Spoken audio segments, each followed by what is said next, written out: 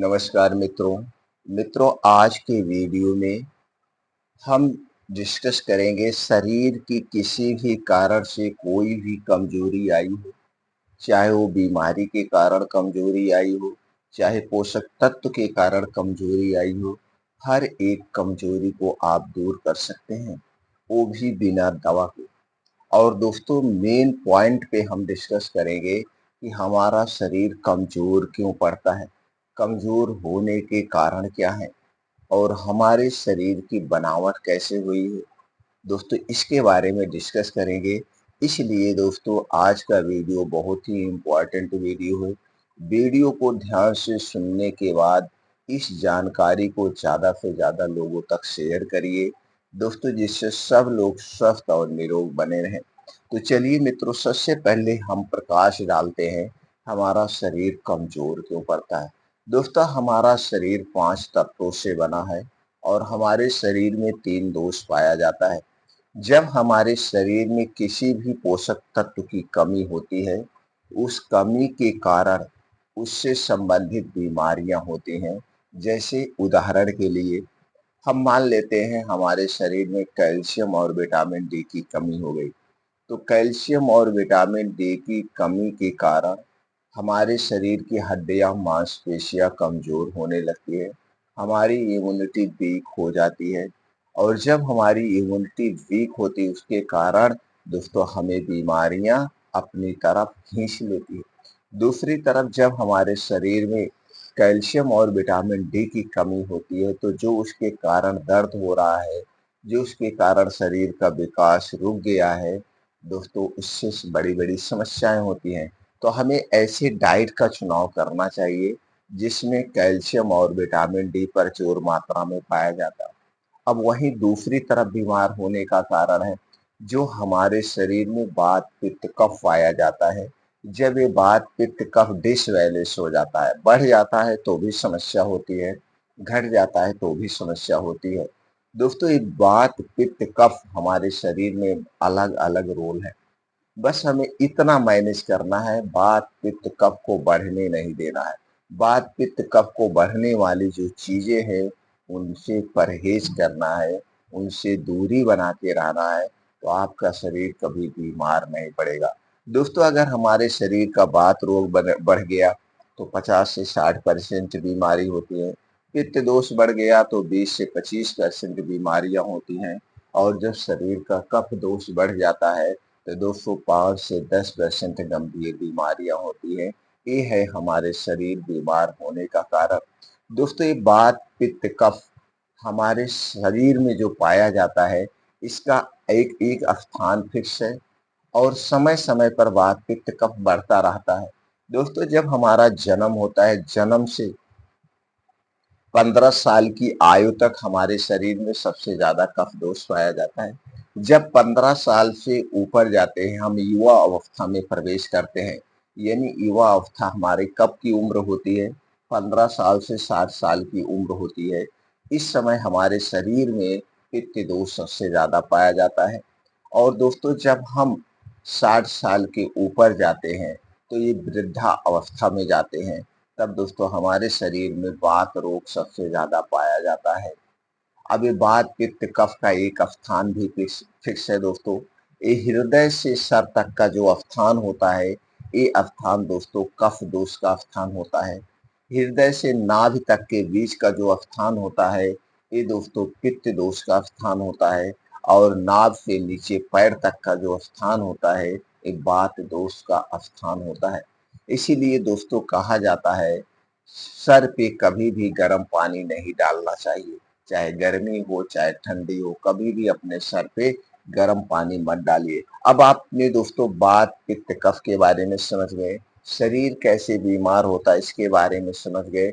अब चलिए यहाँ पे ये मैं जानने की कोशिश करते हैं, ये बात पित्त कफ को बढ़ाने वाली कौन सी चीजें हैं जिनसे हमें दूरी बनाना है और कौन सी ऐसी चीजें हैं जो बात पित्त कफ को रोकती है, हमारे शरीर की कमजोरी को रोकती है। तो दोस्तों जितने भी बाहर की बनी हुई चीजें हैं, चाहे वो छोटी चीज है चाहे वो बड़ी चीज है।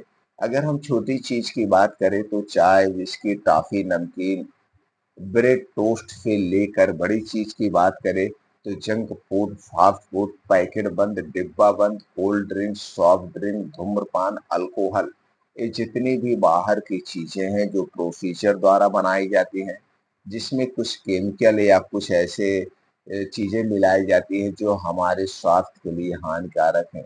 ये हमारे शरीर के वात, पित्त, कफ तीनों को बढ़ाती हैं। कुछ और चीजें हैं जैसे दोस्तों चीनी, चीनी से बनी हुई जितनी भी चीजें हमारे स्वास्थ्य के लिए हानिकारक है। मैदा, मैदा से बनी हुई जितनी चीजें हमारे स्वास्थ्य के लिए हानिकारक है। रिफाइन किया गया तेल, डबल रिफाइन किया गया तेल, पामोलिन और डालडा में बने हुए जितने भी चीजें हैं हमारे स्वास्थ्य के लिए हानिकारक है। इसलिए दोस्तों इन चीजों से आप दूरी बना लीजिए। आप बीमारी से तो दूर हो ही जाएंगे, आप कभी बीमार नहीं पड़ेंगे। ये हो गया दोस्तों बीमार होने के कारण। वात, पित्त, कफ को बैलेंस करना आपका काम है। तो दोस्तों जब शरीर का वात, पित्त, कफ बैलेंस रहेगा तो आप बीमार नहीं पड़ेंगे। कुछ और चीजें होती हैं छोटी छोटी जो हमें गलतियां करते हैं जिसके कारण हम बीमार होते हैं। दोस्तों हमें कभी भी भर पेट खाना नहीं खाना चाहिए। खाना जब भी खाएं आप अपने पेट को 30% खाली रखें। ये दिन की बात हो गई। और रात का खाना दोस्तों हमें आधे पेट खाना चाहिए। रात का खाना आधे पेट खाना चाहिए। खाना जब भी खाएं हाथ, मुंह, पैर बढ़िया से धुलने के बाद जमीन पे बैठ के अलथी पलथी मार के खाना चाहिए। हमारे शरीर में दोस्तों दो चक्कियां हैं जो खाने को पचाती है। पहली चक्की है आपका मुंह जहाँ पे खाना 80% पचता है। दूसरी चक्की है पेट आपका जहाँ पे खाना 20% पचता है। इसलिए पहली चक्की को एक्टिवेट करिए।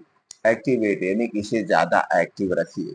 दोस्तों एक निवाला को 32 बार चबा के खाइए। जब आप एक निवाला मुंह में डालते हैं, इसे 32 बार चबाते हैं, तो दोस्तों यह खाना पानी की तरह बन जाता है और मुंह से जो लार निकलती है, सलाइवा निकलती है, वो जितनी देर तक आप खाने को चबाएंगे उतने ज़्यादा निकलेगी और यही खाने को पचाती है, यही खाने को गलाती है। इसे आप एक प्रकार का पाचक रस कह सकते हैं, एंजाइम कह सकते हैं। इसलिए दोस्तों चबा चबा के खाना चाहिए। जब आप चबा चबा के खाएंगे तो आपको पानी पीने की ज़रूरत भी नहीं पड़ेगी और खाना खाते समय हमें पानी पीना भी नहीं चाहिए। खाना खाने के 1 घंटे के पहले आप पानी पी सकते हैं और खाना खाने के 1.5 से 2 घंटे के बाद आप पानी पी सकते हैं। अगर ये नियम अपना रहे हैं तो दोस्तों आप कभी बीमार नहीं पड़ेंगे। और 2 बदलाव आपको अपने ज़िंदगी में करना है। पहला बदलाव है दोस्तों पहला बदलाव है वो है दोस्तों रात के खाने में बदलाव। आज का जो रात का खाने का समय है वो सबका शेड्यूल एकदम बिगड़ गया है। आज के समय में 80 से 90% घरों में दोस्तों 9 बजे से 12 बजे के बीच खाना खाया जाता है जो कि आयुर्वेद के अनुसार सबसे गलत है। ऊपर से दोस्तों 80 से 90% घरों में रात के समय में हैवी खाना बनता है। जैसे जो भी हैवी खाना है दाल, चावल, रोटी, सब्जी, पूड़ी, पनीर, गोश्त, मछली, जो कुछ भी हैवी खाना है, मसालेदार खाना है, सबके घरों में रात के समय बनता है। ऐसा क्यों होता है? लोग ये सोचते हैं सुबह दुकान पे चले जाते हैं, ऑफिस चले जाते हैं, नाश्ता करके चले जाते हैं। रात के समय सब लोग एकदम आराम से घर पे होते इसलिए घर पे ऐसे खाना बनता है। तो दोस्तों इस प्रथा को आपको त्यागना होगा। इस प्रथा को त्यागना होगा। रात का खाना एकदम हमारा हल्का होना चाहिए। हो सके तो सब्जी रोटी, दाल रोटी, दूध रोटी कुछ भी खाइए लेकिन एकदम हल्का खाना खाइए। अब दोस्तों ये खाना कब खाना है? रात का खाना दोस्तों अगर देखा जाए तो आयुर्वेद के अनुसार हमें सूर्य डूबने के 1 घंटे पहले कर लेना चाहिए क्योंकि हमारे पेट में जो दोस्तों ये एसिड बनता है, ये एंजाइम है, जिसे आप पाचक रस कहते हैं, जिसे आप जठराग्नि कहते हैं, ये सूर्य की किरणों पर डिपेंड करता है।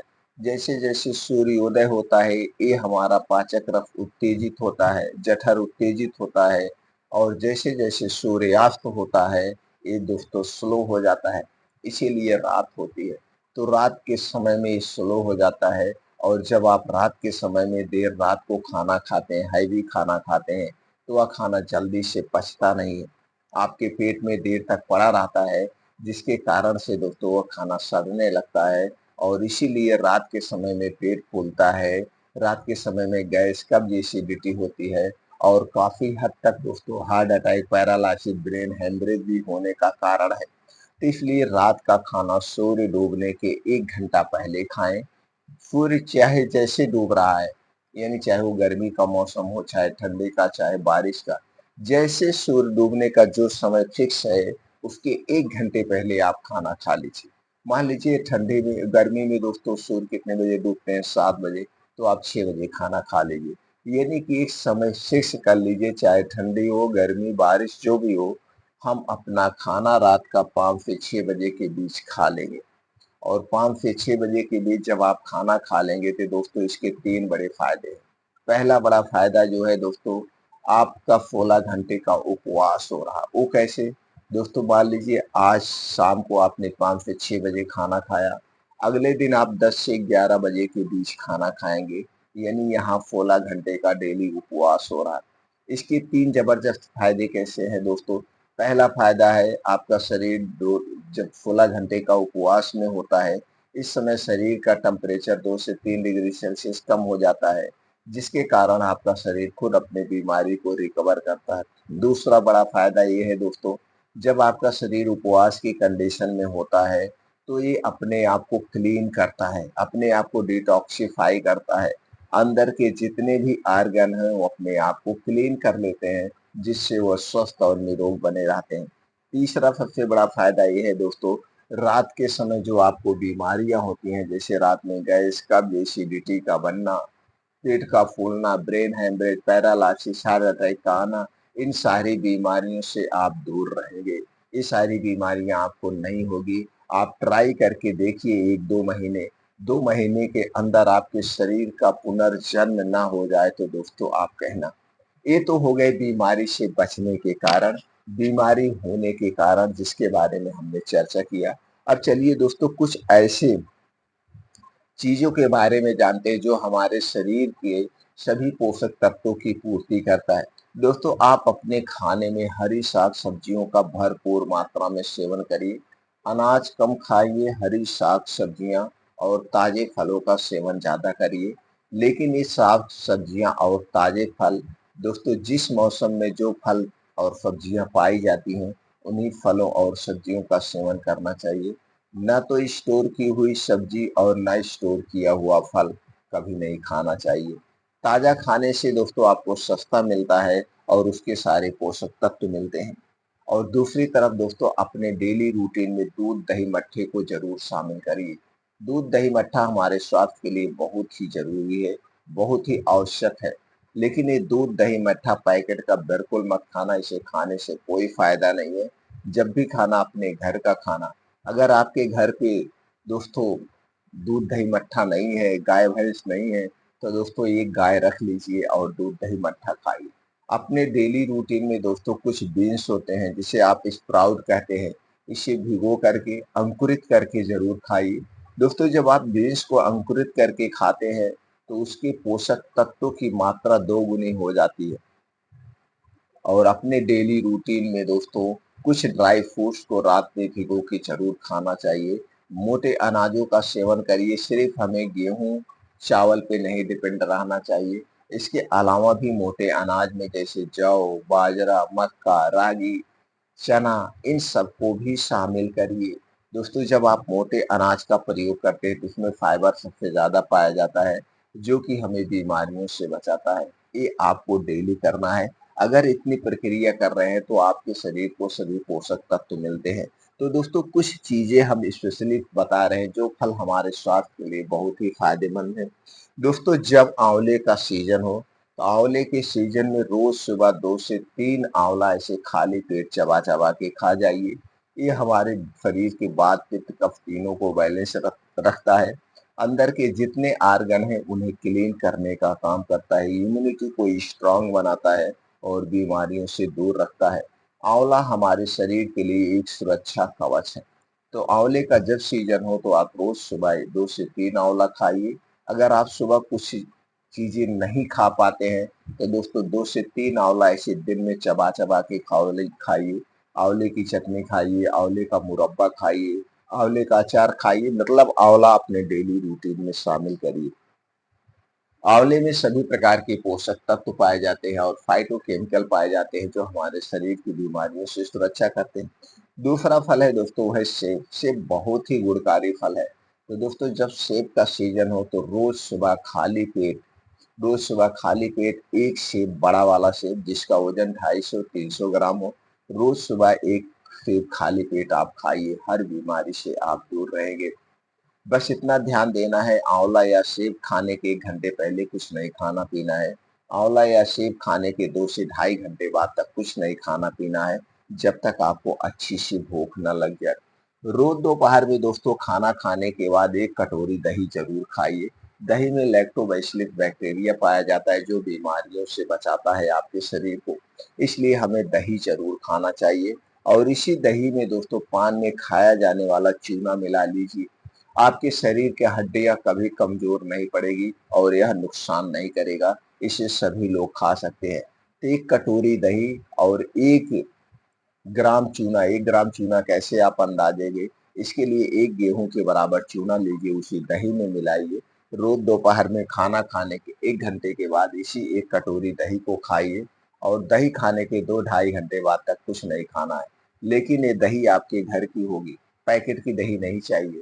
और दही को जब भी जमाना घर के मिट्टी के बर्तन में जमाना है और दही जब भी खाना मिट्टी के बर्तन या कांच के बर्तन में ही दही को खाना है। इस बात का आप ध्यान देंगे दोस्तों।